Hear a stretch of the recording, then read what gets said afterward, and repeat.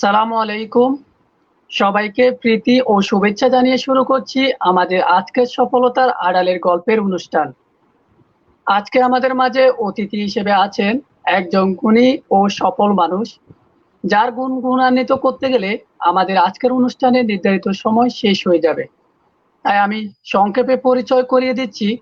আমাদের মাঝে আছেন 38তম বিসিএস এ শিক্ষা ক্যাডারে উত্তীর্ণ জনাব ইমাম উদ্দিন মাহমুদ। আপনাকে স্বাগত জানাচ্ছি আমাদের আজকের অনুষ্ঠানে। গল্পের পিছনের গল্প জানতে চাই, জানাতে চাই। আজকে আমরা সফলতার আড়ালের গল্প জানবো আমাদের সম্মানিত অতিথির কাছ থেকে। পুরো অনুষ্ঠান জুড়ে আপনাদের সাথে আছি আমি নজরুল বিন মাহমুদুল। আপনারা যারা সরাসরি ভিডিওটি দেখছেন, আপনাদের প্রতি অনুরোধ আমাদের ভিডিওটি শেয়ার করে দিবেন, যাতে অন্যরা দেখার সুযোগ পায়। এছাড়া অতিথির কাছে আপনাদের কোনো প্রশ্ন থাকলে কমেন্টে জানাতে পারেন। কথা না বাড়িয়ে চলে যাচ্ছি আমাদের আজকের অতিথির কাছে। সালামু আলাইকুম, কেমন আছেন? জি, ওয়ালাইকুম আসসালাম। আলহামদুলিল্লাহ, আমি ভালো আছি। আপনি কেমন আছেন? জি আলহামদুলিল্লাহ, আমি অনেক ভালো আছি। জি, করোনার এই প্যান্ডামিকের মধ্যে দিনগুলো কিভাবে কাটাচ্ছেন? আসলে আমি একজন চাকরিজীবী। গত 1 বছর ধরে জি, চাকরি করছি একটি প্রাইভেট ব্যাংকের প্রবেশনারি অফিসার হিসেবে। তো সেই হিসাবে প্যান্ডামিকের মধ্যে জি, ব্যাংকিং যেহেতু চালু ছিল বাংলাদেশ ব্যাংকের সার্কুলার অনুযায়ী, সেহেতু আমাকে ব্যাংকিং এ জি, করতে জি, হচ্ছে এবং প্রতিদিনই অফিসে যেতে হচ্ছে। সুতরাং জি, প্যান্ডামিকের প্রথম মাস অর্থাৎ মার্চ মাস থেকে এপ্রিল মাস পর্যন্ত কিছুটা কম অফিস থাকলেও এপ্রিলের পরে জি, মোটামুটি গার্মেন্টস গুলো খোলা থাকার কারণে ব্যাংকিং সেক্টরে একটা বিশাল প্রেসার চলছে, যার ফলে ব্যাংকাররা জি, এই প্যান্ডামিক সিচুয়েশনে ব্যাংকিং সার্ভিস দেওয়ার মাধ্যমে জনগণের সেবা করে যাচ্ছে। তো আমি মনে করি এই মুহূর্তে ডক্টর, পুলিশ বা বিভিন্ন বাহিনীর লোকদের সাথে জি, ব্যাংকারদের জি, কন্ট্রিবিউশনও কম না এই প্যান্ডামিক সিচুয়েশনে। সো প্যান্ডামিক জি, সিচুয়েশনে আমি ঘরে বসে নেই, ব্যাংকিং অফিস সব রেগুলারই করছি। জি, জি। আমরা আশা করি খুব শীঘ্রই করোনা আমাদের থেকে বিদায় নেবে। আমরা আবার স্বাভাবিক জীবনে ফিরে যেতে পারবো। জি, আপনার কাছে জানতে চাইবো, দীর্ঘ ৩ বছরের পরিক্রমায় আপনি মেধা, শ্রম আর ধৈর্য দিয়ে প্রায় ৩,৩০,০০০ বিসিএস প্রত্যাশীর মধ্যে ২৭টি ক্যাডারে আপনি শিক্ষা ক্যাডারে উত্তীর্ণ হয়েছেন। ২৭টি ক্যাডারের মধ্যে ২,২০৪ জন উত্তীর্ণ, তার মধ্যে আপনি শিক্ষা ক্যাডারে উত্তীর্ণ হয়েছেন। সব মিলিয়ে আপনার অনুভূতি জানতে চাই।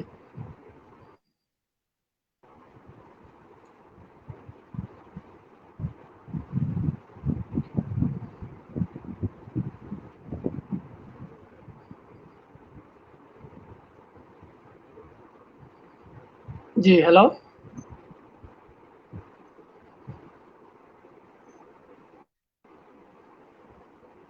হ্যালো।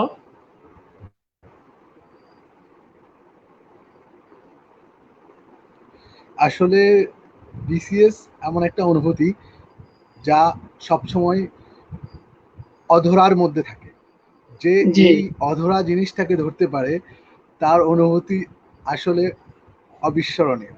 জি, যে সাধারণত আমরা আমাদের দেশের যে পার্সপেক্টিভে যদি সরকারি জব বা ভ্যালুয়েবল জব জি, আমরা বলি, তাহলে সেক্ষেত্রে বিসিএস তথা ক্যাডার সার্ভিসের যেই জব সেটিকে এগিয়ে রাখা হয়। সুতরাং প্রতিটি চাকরি প্রত্যাশীদের কাছে এই ক্যাডার সার্ভিসের যে জবটি সেটি সবসময় লুক্রেটিভ। আর জি, সেই লুক্রেটিভ জব যখন একজন কেউ অনেক ত্যাগ, তিতিক্ষা এবং দীর্ঘ প্রতীক্ষার পরে যখন অর্জন করতে পারে, সেই অনুভূতিগুলো অমায়িক, অমলিন থেকে যায়। আর এই অনুভূতিগুলো আসলে প্রকাশ করার জন্য যে ভাষাগত শব্দ দরকার, সেই শব্দগুলো অনেক সময় পাওয়া যায় না। এই জি, অনুভূতিগুলো একান্তই নিজের, একান্তই পরিবারের, একান্তই আত্মীয় স্বজন, এখন সকলেরই। আসলে জি, অনুভূতিগুলোকে যদি আমরা আসলে ভাগ করতে যাই, তাহলে অনুভূতিগুলো আসে অনুপ্রেরণা থেকে। জি, আপনি অবশ্যই। যত বেশি অনুপ্রেরণা পেয়েছেন আপনার কাছের লোকদের কাছ থেকে, আপনি জি, সফল জি, হওয়ার পরে আপনার ওই অনুপ্রেরণাগুলো অনুভূতিতে কনভার্ট বেশি হবে। কাজে লাগবে। জি, ধরেন আমি যদি বলি তাহলে আমার এই জার্নিতে সবচেয়ে বেশি অনুপ্রেরণা দিয়েছেন আমার বাবা। জি, কিভাবে? জি, ব্যাপারটা ছিল এমন যে উনি একজন নিম্ন শ্রেণীর লোক ছিলেন, নিম্ন শ্রেণীর কর্মকর্তা ছিলেন মূলত। তো জি, তো উনি আমাকে নিয়ে এত বড় স্বপ্ন দেখেছেন, আর আমি সেই জি, স্বপ্নকে মোটামুটি বাস্তবে রূপান্তর করার প্রচেষ্টা চালিয়ে এবং সেটিতে আলহামদুলিল্লাহ এবং সফল শেষ পর্যন্ত আপনি সফল হয়েছি, যার হয়েছেন। ফলে জি, উনার মুখের কোণে যে হাসিটা, সেটার পেছনের মানুষটি আমার। সুতরাং এই অনুভূতিগুলো জি, আসলে প্রকাশ করা যায় না, এই অনুভূতিগুলো শুধুমাত্র ফিল করা যায়, জি, অনুভব জি, করা যায়। জি, প্রত্যেক সন্তানের সুতরাং আমি জীবনে বলতে চাই যে বিসিএস নামক এই প্রাপ্তির অনুভূতিটা আসলে অনেক মধুর, এবং এটি সবসময় স্মরণীয় হয়ে থাকবে জীবনে। জি, প্রত্যেক সন্তানের জীবনেই পিতা-মাতা, বিশেষ করে পিতা বটবৃক্ষের মতো কাজ করে থাকে বা আমাদের পাশে ছায়ার মতো আমাদেরকে আগলে রাখে এবং আমাদেরকে দিক নির্দেশনা দিয়ে থাকে। জি, আপনার কাছে জানতে চাইবো, আপনি প্রিমিয়ার ব্যাংকে কর্মরত ছিলেন। এর মধ্যে বিসিএস এর প্রস্তুতি নেওয়ার ক্ষেত্রে আপনার কি কোনো সমস্যার সম্মুখীন হতে হয়েছে বা কিভাবে আপনার প্রস্তুতিটা সম্পূর্ণ করলেন?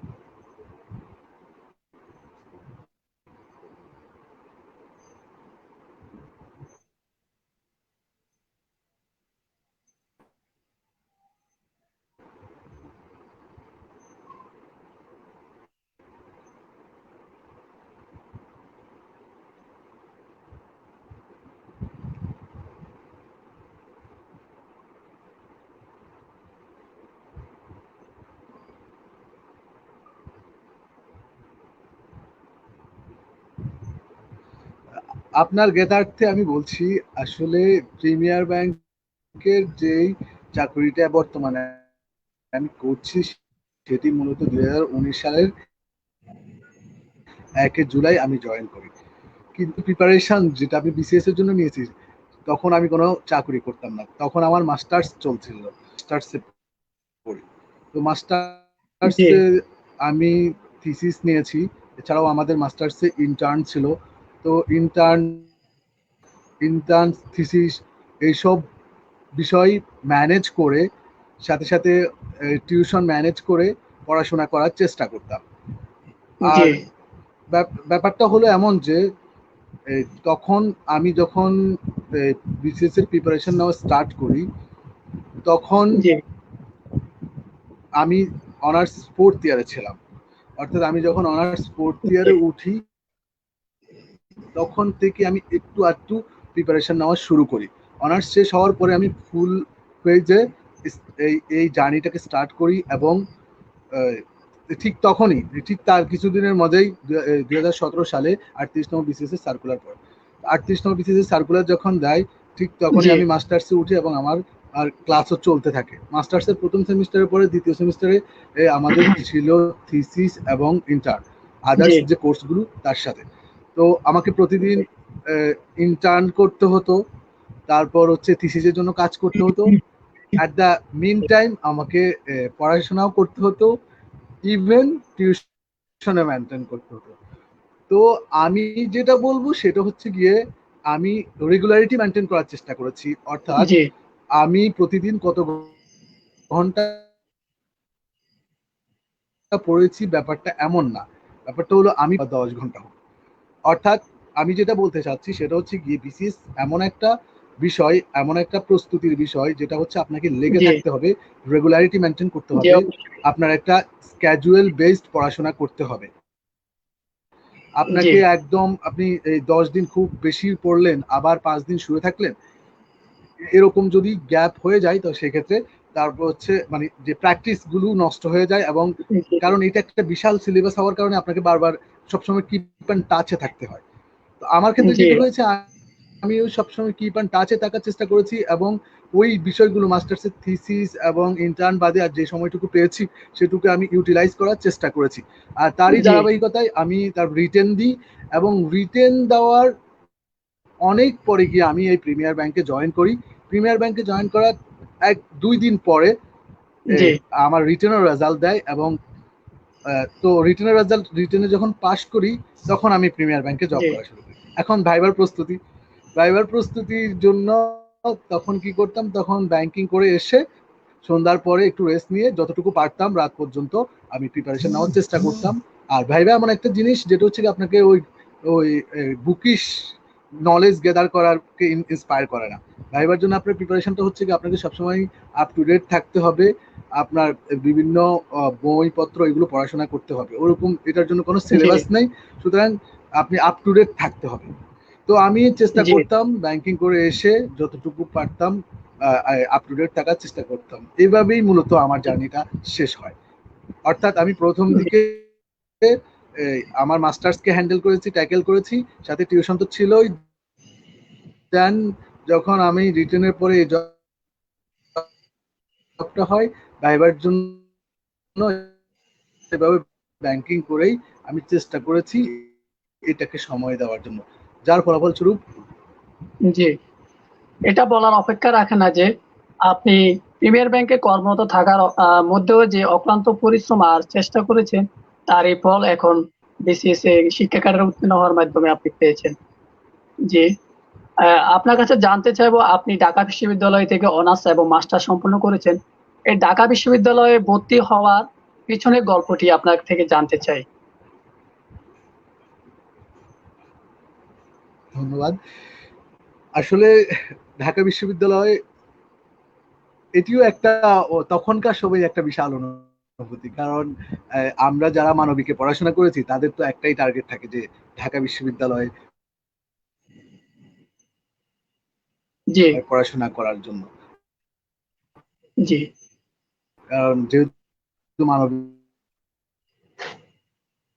আমরা পড়াশোনা করেছি, বুয়েট সায়েন্স ভ্যালুয়েবল, ঠিক তার অর্থাৎ ইন্টারমিডিয়েট শেষ করার পর স্বাভাবিকভাবে আমাদের যে কনভেনশনাল সিস্টেম যে কোচিং করতে হবে, ঠিক সেটি কোচিং করি, আর কোচিং করার মাধ্যমে প্রিপারেশন নিয়ে থাকি, এবং আলহামদুলিল্লাহ পরীক্ষা দেওয়ার পরে চান্স হয়ে যায়। জি, আসলে ব্যাপারটা হচ্ছে গিয়ে যে ওই সেই সময়টাতেও আমাকে ওই এরকম একটা বিশাল তারপর হচ্ছে প্রস্তুতির মধ্যে যেতে হয়েছে। জি, সেই 3-4 মাস বা 5-6 মাস যে সময়টা, সেই সময়টাকে সর্বোচ্চ কাজে লাগানোর চেষ্টা করেছি। আমাদের অনেক বন্ধু বান্ধব ছিলেন জি, যারা এই এইচএসসি তে এমনিতেই কম পড়ে অনেক সময় এ প্লাস অথবা গোল্ডেন এ প্লাস পেয়ে গিয়েছে। তো তারা ভাবছিল যে তাহলে অ্যাডমিশন টেস্টের জন্য মনে হয় এরকম শর্টকাট ওয়েতে যদি মনে হয় চান্স পাওয়া যাবে, এই জন্য তারা ওরকম গা ছেড়ে দিয়ে বা গা ভাসিয়ে চলেছিল। পরবর্তীতে যখন এরকম একটা বিশাল কম্পিটিশনে সার্ভাইভ করতে পারেনি, তখনও রিয়েলাইজ করেছে না, this is not the public exam, this is competitive exam.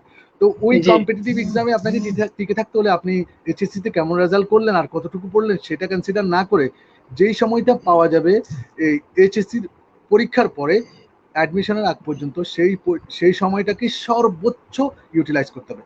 আর সাথে সাথে আরেকটা বিষয় অ্যাড করতে চাই, সেটা হচ্ছে গিয়ে যারা জি, জি, আগে থেকেই ভালো ইউনিভার্সিটিতে পড়ার খেয়াল, তাদের উচিত তার ফার্স্ট ইয়ার জি, জি, থেকেই তার এই মেন্টাল প্রিপারেশন নেওয়া।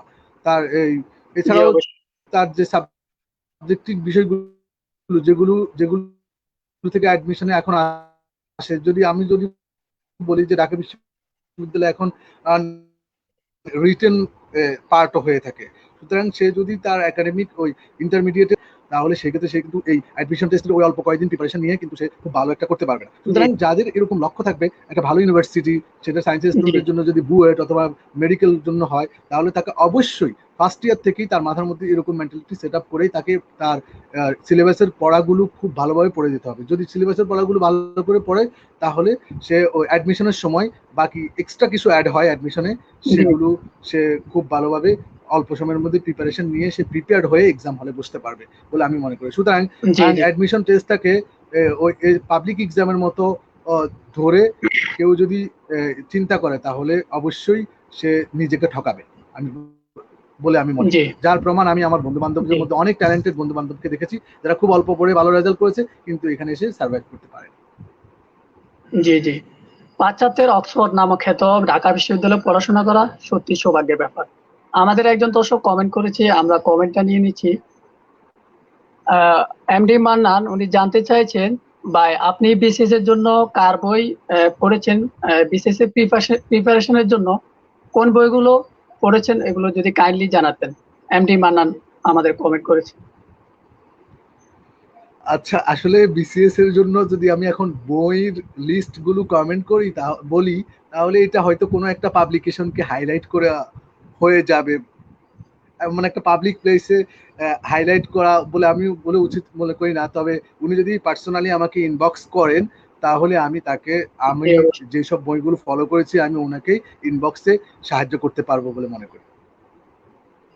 জি, জি দর্শক, এমডি মান্নান আপনি অবশ্যই আমাদের অতিথিদের বা অতিথির কাছে ইনবক্স করবেন বা আমাদের সাথে যোগাযোগ করবেন। আমরা চেষ্টা করব আপনাকে বইগুলোর নাম সংগ্রহ করে দেওয়ার জন্য। জি, আপনার কাছে আমি এবার জানতে চাইবো, যারা বিসিএস ক্যাডার হতে চায় তাদের অধিকাংশই দেখা যায় যে বিভিন্ন কোচিং সেন্টার গুলোতে ছুটাছুটি করে। বিসিএস এর জন্য কোচিং করা কতটা জরুরি বলে আপনি মনে করেন?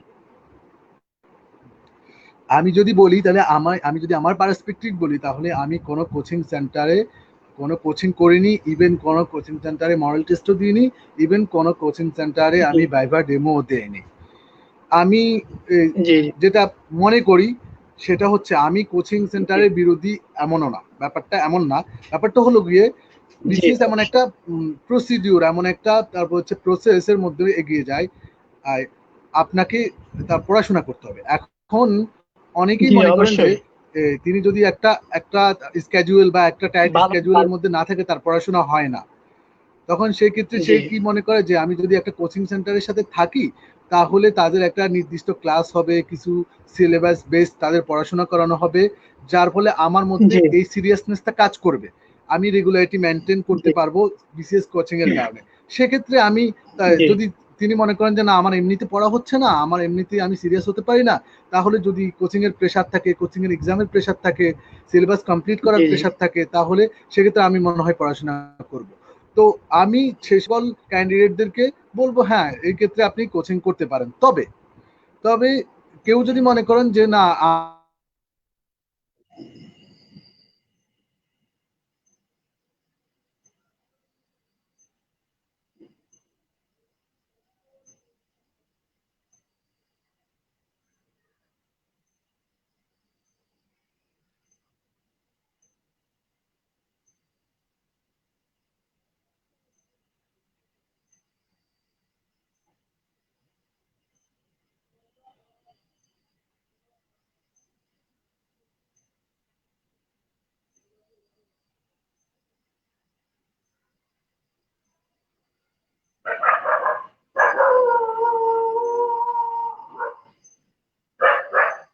Hello, hello.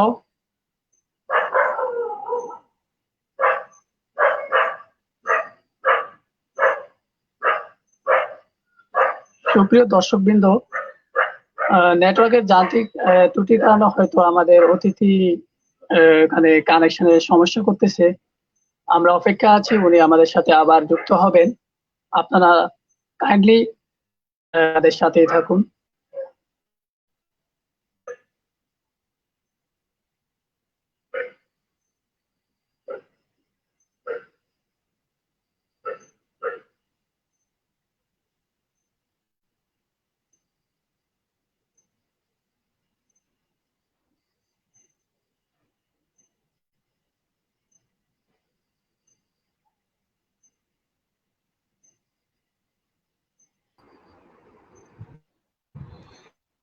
দুঃখিত, একটা টেকনিক্যাল প্রবলেমের কারণে কিছু সময়ের জন্য জি, জি, আপনাদেরকে অবশ্যই। অপেক্ষা করতে হলো। নেটওয়ার্কে তো খুব আমি যেটা সমস্যা বলছিলাম, করতেছে। জি, বলুন। তো আমি যেটা বলবো সেটা হচ্ছে গিয়ে, যেসব স্টুডেন্ট কোচিং সেন্টারের সাথে কানেক্টেড বা অ্যাটাচমেন্ট থাকে, তাহলে তাদের মধ্যে সেই সিরিয়াসনেস কাজ করবে। তাহলে আমি সেক্ষেত্রে বলতে পারি হ্যাঁ আপনি কোচিং করতে পারেন। তবে কোচিং ম্যান্ডেটরি না, বিসিএস হতে হলে কোচিং জি, জি, করতেই হবে। কোচিং ছাড়া বিসিএস হওয়া সম্ভব না। এটা মানে একদমই ভুল ধারণা। কেননা আমি আমার ফ্রেন্ড সার্কেলে বা আমার হলে বা হলমেটদের মধ্যে অধিকাংশ যারা ক্যাডার হয়েছে, অধিকাংশই কোচিং ছাড়াই ক্যাডার হয়েছে। জি, জি, তো সেক্ষেত্রে আমি কি দেখেছি, তাদের মধ্যে সবার মধ্যে দেখেছি যে তারা সবাই নিজেরাই সিরিয়াস এবং নিজেরা নির্দিষ্ট একটা সিলেবাস মেনটেন করে পড়াশোনা করে। কারণ বাজারে এখন হরেক ধরনের বই, আপনি যে কোনো একটা বই যদি সুন্দরভাবে ফলো করেন, জি, তাহলে এবং সেটাকে আপনি নিজের মতো করে একটা পরীক্ষার জন্য টাইম, নিজে পড়ার জন্য টাইম, একটা স্ক্যাজুয়াল জি করে একটা রুটিন ওয়াইজ যদি পড়াশোনা করা যায়, তাহলে জি সেক্ষেত্রে আমি মনে করি যে কোচিং প্রয়োজন নেই। তো আমি জি এইটুকু বলবো যে যদি যারা মনে করেন একান্তই আপনার সিরিয়াসনেস ক্রিয়েট করার জন্য, একান্তই আপনি নিজেকে তারপর হচ্ছে সিরিয়াসনেস এর মধ্যে রাখার জন্য, নিজেকে সিনসিয়ারিটির মধ্যে রাখার জন্য যদি কোচিং করতে চান, তাহলে সেক্ষেত্রে করতে পারেন। তবে এটা ম্যান্ডেটরি জি না, এটা ছাড়াই 90% স্টুডেন্টরা বা ক্যান্ডিডেটরাই ক্যাডার হয়। জি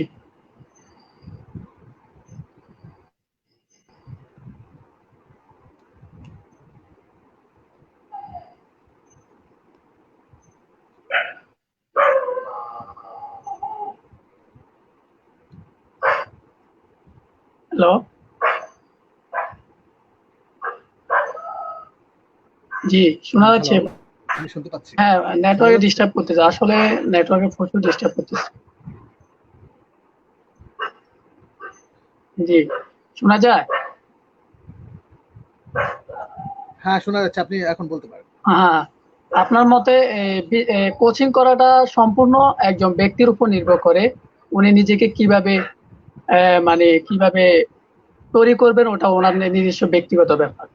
যে আপনার কাছে এবার জানতে জি চাইবো, জি অনার্স প্রথম বর্ষ থেকে বিসিএস এর জন্য প্রস্তুতি নেওয়ার ক্ষেত্রে আপনার মতামত কি? আসলে আমি যদি বলি জি যে অনার্স প্রথম বর্ষ থেকে বিসিএস এর প্রিপারেশন নিতে হবে, বা সেকেন্ড ইয়ার থেকে নিতে হবে, বা থার্ড ইয়ার থেকে নিতে হবে, ব্যাপারগুলো এমন কিছুই না। জি আমি যেটা আমার আমি যেহেতু আমি নিজের লাইফ এক্সপিরিয়েন্স শেয়ার করছি বেশিরভাগ সময়, এই জন্য আমি আমাকেই বারবার রেফারেন্স দিচ্ছি, আপনারা কিছু মনে করবেন না। জি কারণ আমি না না আপনাদেরকে বুঝাতে অবশ্যই। চাচ্ছিলাম যে জি আসলে আপনারা যখন রেফারেন্স পাবেন, তখনই আপনারা এই ব্যাপারটাতে আপনারা বিশ্বাসী হয়ে উঠবেন।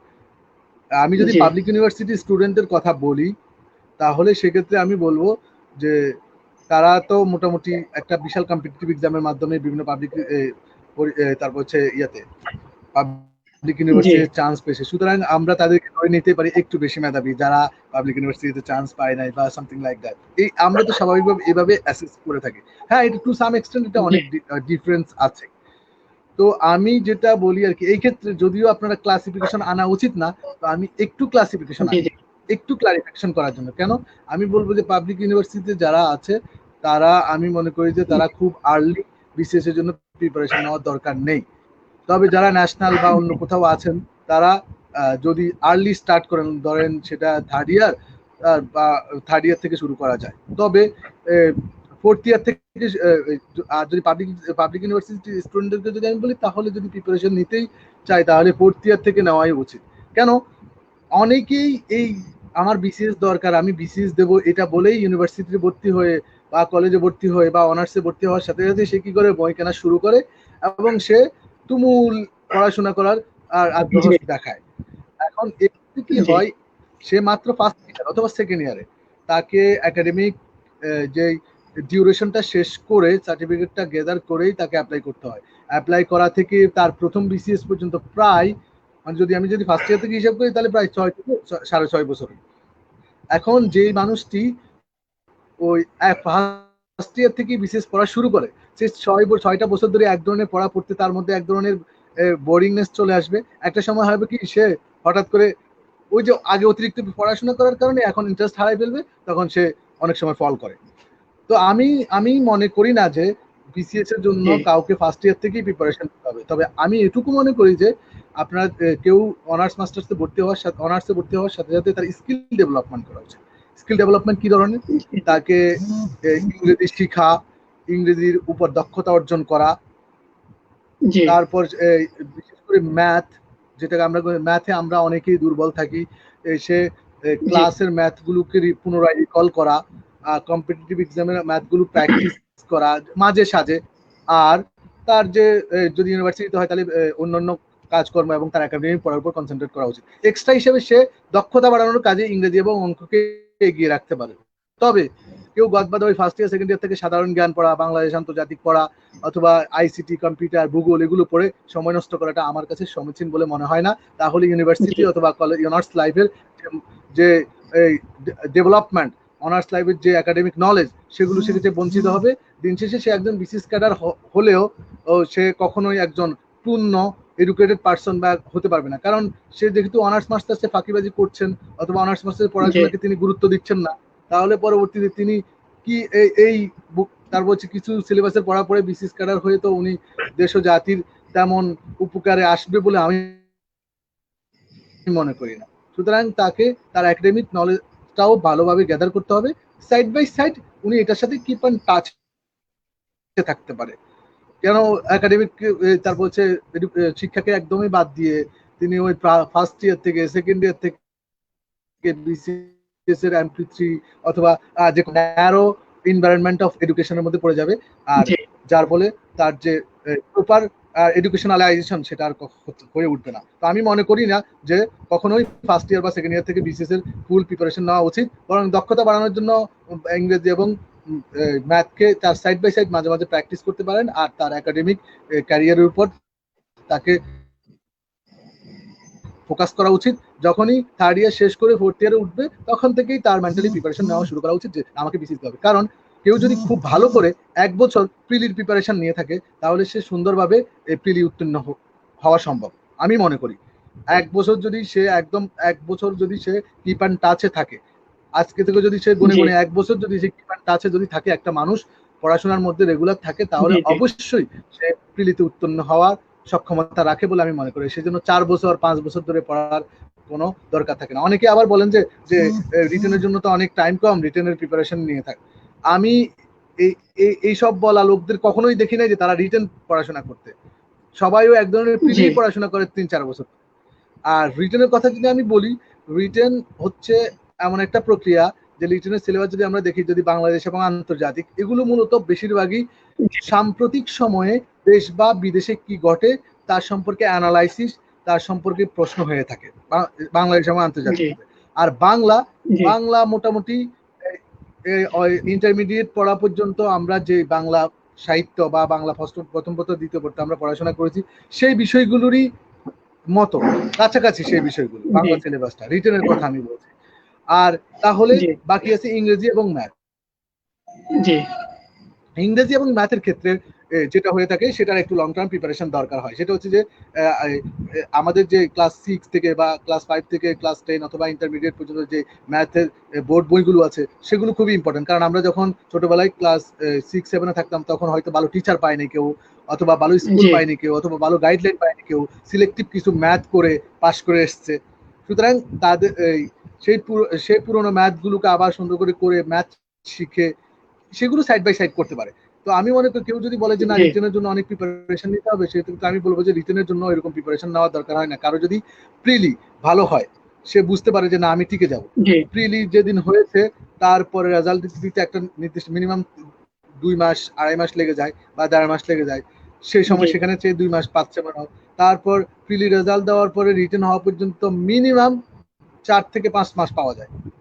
খুব কম সময় হয়েছে যে 3 মাসের মধ্যে রিটেন হয়েছে, এরকম রেকর্ড খুবই কম, আমার জানা নেই, থাকতে পারে। তবে মিনিমাম 5 থেকে 5 মাস পাওয়া যাবে। তাহলে এখানে 1.5 মাস বা 2 মাস, ওখানে 5 মাস, 7 মাস। এই 7 মাস রিটেন এর জন্য ইনাফ বলে আমি মনে করি। এখন কেউ বলতে পারে যে এই 7 মাসে যদি সে অন্য কোনো কারণে বিজি থাকে, অন্য কোনো কারণে ভালোভাবে পড়াশোনা না করতে পারে, তাহলে তো তার আগে থেকে পড়াশোনা করা উচিত। তো সেক্ষেত্রে আমি যদি আগে থেকে পড়াশোনা করার কথা বলা হয়, তাহলে ওই যে আমি যেটা বললাম, 4th ইয়ার থেকে পড়াশোনা স্টার্ট করবে। সে প্রিলির পড়ার সাথে সাথে ম্যাথ এবং ইংলিশকে একটু বেশি টাইম দেবে, যেন ম্যাথ এবং ইংলিশটা তার রিটেনের পড়াটাও হয়ে যায়, এমনভাবে পড়াশোনা করবে। তো আমি মনে করি 1 বছর প্রিপারেশন, অর্থাৎ বিসিএস এর প্রিলি দেওয়ার আগে 1 বছর প্রিপারেশনই enough for getting chance in prelim, for getting pass in written and for facing the viva. Overall, I should say it will just take 1 year. জি, একজন বিসিএস প্রত্যাশী যদি নিয়মিত স্টাডি এবং স্কিল ডেভেলপমেন্টের দিকে নজর দেয় তাহলে অবশ্যই সে সফল হতে পারবে। যে আপনার কাছে এবার জানতে চাইবো, কখনো কি এমন মনে হয়েছিল যে আর পড়াশোনা করবেন না, কিন্তু পরবর্তীতে কারো অনুপ্রেরণায় আবার পড়াশোনা শুরু করেছে, যদি বলতেন? আলহামদুলিল্লাহ, আসলে এরকম কঠিন বা ক্রিটিক্যাল সিচুয়েশন আমি পড়িনি। তবে এটুকু বলতে পারি যে আমি একটা নিম্ন মধ্যবর্তী পরিবারের একটা সন্তান ছিলাম। জি আমার বাবা একটি একটি বেসরকারি ব্যাংকের সিকিউরিটি গার্ড ছিলেন। তো উনি যতদিন জি পর্যন্ত চাকরি করেছেন উনি ওনার সাধ্যমতো আমাদেরকে চেষ্টা করেছেন পড়াশোনা করানোর জন্য। আমরা আমাদের সব ভাই জি বোনকেই উনি ওই ওনার এই অল্প আয়ে সংসার চালিয়ে পড়াশোনা করিয়েছেন। কিন্তু আমি যখন দ্বিতীয় বর্ষে উঠি অনার্স, তখন বাবার ওই চাকরিটা শেষ হয় এবং বাবা রিটায়ারমেন্টে আসে। রিটায়ারমেন্টের প্রায় ১ বছর পর থেকেই সংসারের আর কোনো ক্যাশ ইনকাম বা কোনো ডিপোজিট না থাকার কারণে সংসারের হালটা অঘোষিতভাবে আমার কাঁধে পড়ে যায়, যদিও আমি তখনও সংসার নেওয়ার মতো সেরকম অবস্থা হয়নি। এটাই হলো আমার জীবনের মূল ধাক্কা, যে আমাকে তখন আমার সংসারও চালাতে হবে, পড়াশোনাও করতে হবে। আমি যে অবস্থায় ছিলাম ঢাকা ইউনিভার্সিটিতে, সুতরাং আমার পড়াশোনা তো এখানে বন্ধ হওয়ার কোনো ওয়ে নেই। তার মানে আমাকে পড়াশোনাও চালাতে জি হবে আমার, আবার ফ্যামিলিকেও সাপোর্ট দিতে হবে। তো জি সেই সময়টাই মূলত আমার কঠিন সময় ছিল। সেই সময়টা মনে হতো যে একজন সাপোর্টিভ লোক থাকলে আমার মাথার উপর, তাহলে মনে হয় আমার এই এই আমি ঠিকঠাক মতো পড়াশোনা করতে পারতাম, বা আমার আরো কম প্রেশার হতো, আমি আরো ভালো করতে পারতাম। এই বিষয়গুলো সবসময় নাড়া দিত। সবসময় একটা জি সাপোর্ট দরকার ছিল, সাপোর্টিভ একটা হ্যান্ড দরকার ছিল, এগুলো সবসময় ফিল করতাম। কিন্তু দিন জি শেষে তো সেটা আমার নেই দেখে আমাকে আমার আর স্ট্রাগল করতে হতো। তো স্ট্রাগল করে মাঝে মাঝে তো বিরক্তি চলে আসতো যে এমন কেন, আমাকেই সবকিছু মেনটেন করতে হবে কেন, এরকম বিরক্তি মাঝে মাঝে আসতো। নিজের কাছে প্রশ্ন করতাম, আমার ক্ষেত্রেই কেন এমন হলো। আমার যদি একটা সাপোর্টিভ হ্যান্ড থাকতো তাহলে তো আমি খুব জি স্বাভাবিকভাবে সুন্দরভাবে আমার এই জার্নিটা শেষ করতে পারতাম। মাঝে মাঝে খারাপ লাগতো, আবার চিন্তা করতাম না, যেহেতু আমি এই মিসফরচুনেটলি হোক আমি আমার একটা ফ্যামিলিতে থেকে আসছি, সুতরাং আমাকে প্রমাণ করতে হবে, আমাকে নিজেকে প্রুভ করতে হবে, সাথে আমার ফ্যামিলিকেও চালাতে হবে। তো সেই সময়গুলো একটু কঠিন ছিল, নিজেকে মেনটেন করা, নিজেকে কন্ট্রোল করা, নিজের ইমোশনগুলোকে কন্ট্রোল করে আবার রাইট ওয়েতে থাকা, পড়াশোনা করা একটু কঠিন তো ছিল। তো জি আমি যদি বলি যে আমার ক্ষেত্রে একদম পড়াশোনা বন্ধ হওয়ার এরকম সিচুয়েশন আসেনি, কিন্তু ওই সংসারের যে দায় দায়িত্বের বিষয়গুলো আমার মাথার মধ্যে সবসময় ছিল, যার কারণে আমি একটু প্রেসারে ছিলাম। জি জি আপনার কাছে জানতে চাইবো প্রিলিমিনারি রিটেন এবং ভাইভা পরীক্ষা আপনার সবচাইতে স্মরণীয় স্মৃতিগুলো কি সংক্ষেপে যদি বলতেন।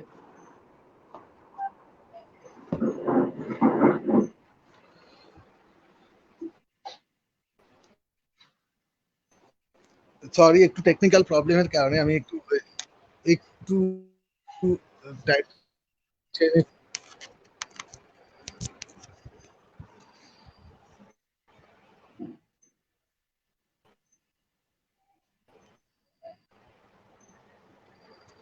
আমাকে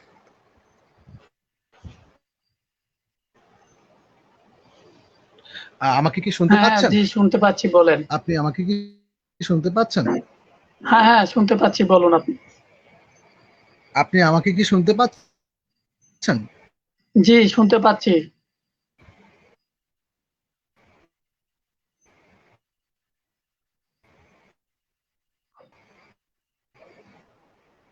জি শুনতে পাচ্ছেন। আপনি দয়া করে যদি আবার একটু প্রশ্নটা করতেন। আহ, প্রশ্নটা করতেন। শুনতে পাচ্ছি, আপনি যদি দয়া করে প্রশ্নটা আবার বলতেন একটু।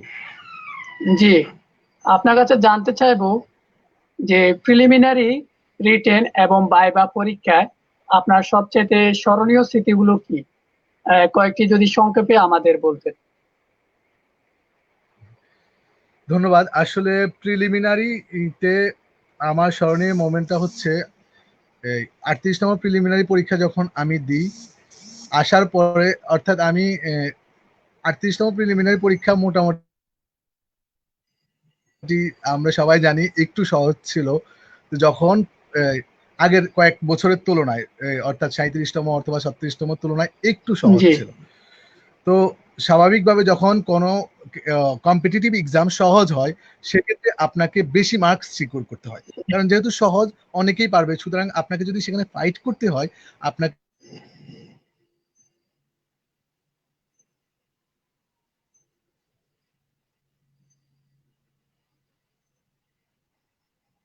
যদি সেখানে সার্ভাইভ করতে হয়, তাহলে সেক্ষেত্রে আপনাকে কোশ্চানে যে, আমি যখন পরীক্ষার হলে কোশ্চান পাই,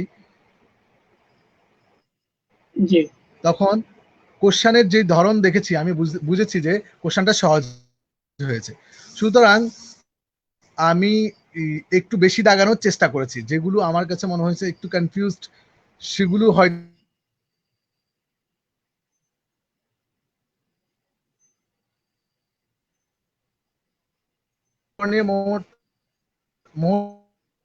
অর্থাৎ প্রিলিতে আমি অনেক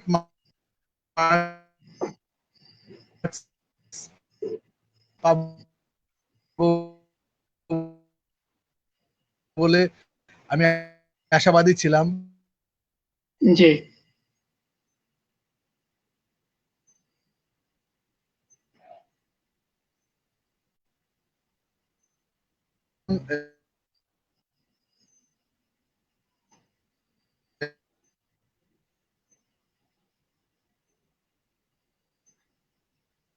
হ্যালো,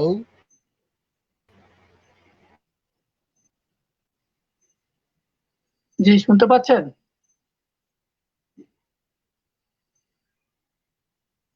হ্যালো, হ্যালো, শুনতে পাচ্ছেন? শুনতে পাচ্ছেন?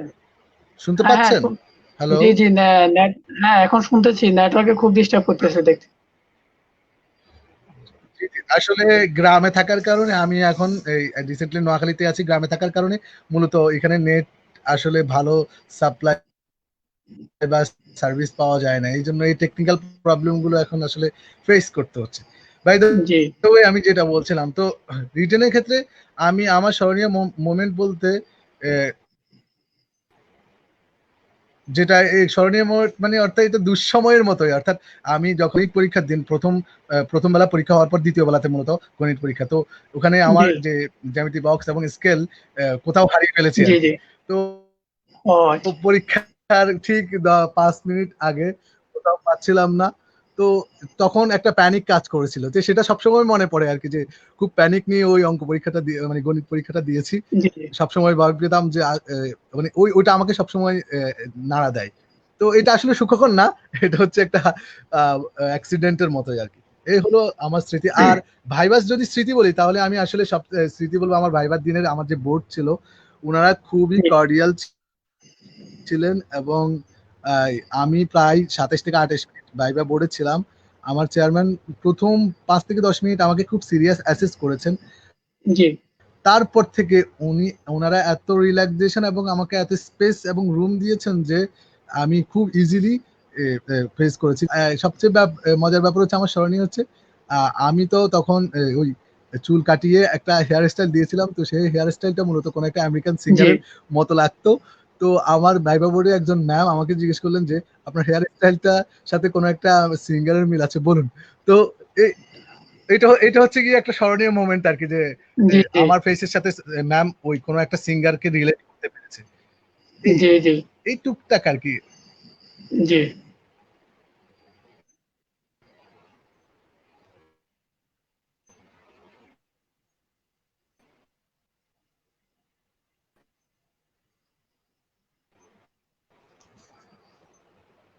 জি শুনতে পাচ্ছেন? হ্যাঁ, আমি আপনাকে শুনতে পাচ্ছি। আপনি আমার কথা শেষ হয়েছে, এবার বলুন আপনি। জি আপনাকে অসংখ্য ধন্যবাদ আমাদের আজকের অনুষ্ঠানে এসে সময় দিয়ে আমাদের আজকের অনুষ্ঠানকে অনেক বেশি শ্রুতিমধুর এবং প্রাণবন্ত করে তোলার জন্য। সেই সাথে আপনার মূল্যবান মতামত ও দিক নির্দেশনা আমাদের তরুণ প্রজন্ম তথা শিক্ষার্থীদের পথ চলার পাথে হবে, এটাই প্রত্যাশা করি। আরো অনেক কথা জানার ছিল, জানানো ছিল, কিন্তু সময় স্বল্পতার কারণে আজকের মতো এখানে বিদায় নিতে আহ, হচ্ছে।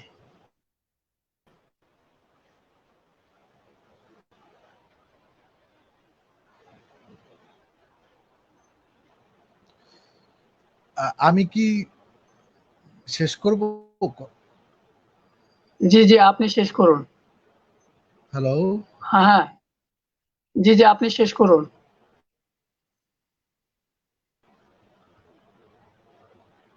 হ্যালো।